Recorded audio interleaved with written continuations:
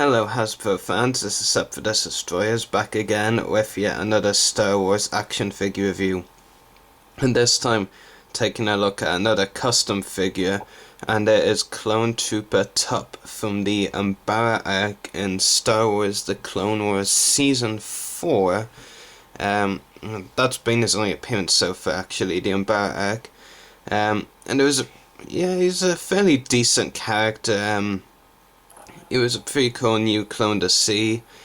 And you know, basically now with the way Hasbro's trained the clones line, I mean, basically we're not getting any unique figures anymore for the most part. And there's a lot of clone troopers like this guy we probably won't be getting, so like, I've just been trying to snatch up as many clone customs from this customizer Elite 99, as many as I can pretty much, and no, I haven't been disappointed with any of them, to be honest. So anyway, first of all, the customizer included yet another of these jetpacks. He includes them with literally every Phase 2 clone custom he's done from the Clone Wars series, which is pretty cool.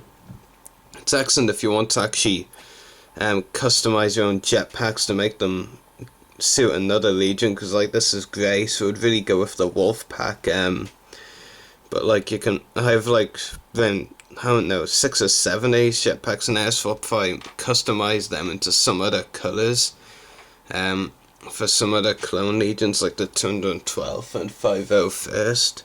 And he also comes with a stand. It's basically a typical 2012 figure stand. And also a DC-15 blaster, so seen it plenty of times, so nothing really to talk about here. So I'll just put it aside and move on to the figure itself. Well, I do have to genuinely say, as far as paint on the head goes, you know, Tup didn't have much of a helmet design. Like, it was almost a bit lazy in my opinion. And you've got, you know, on the character you got a bit of blue going over his visor, and then you've got something like a teardrop on just below the other side of the visor, which you can see better there.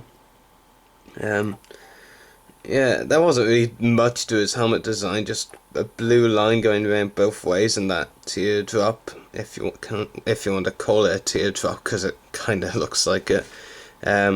And on the arms, like, there's actually none whatsoever on the body and back, pretty much. Now, I'm not, like, saying anything against the customizer, I'm just pointing out that Tup's design was kind of a bit lazy and cheap, to be honest. Like, there's not a lot of detail too. I mean, most of it is in the legs right here, which actually does look pretty cool. But anyway, what the customizer Elite 99 did have to paint, you know, he did paint it really well, and of course a link to his eBay will be in the description below.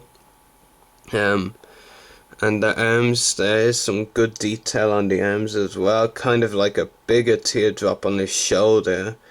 And even though, like, of course, as this figure is a straight out repaint of the generic Phase 2 clone released in January of this year. Yeah, Tup's character on the show, when he had his helmet off, like, on his face he even had a teardrop. So, yeah, a lot of teardrops. Yeah, more detail on the arms, some blue on the hands as well, and pretty much the same on the other arm, except for the fact, of course, that the comlink is on this arm and there's no comlink on the other arm.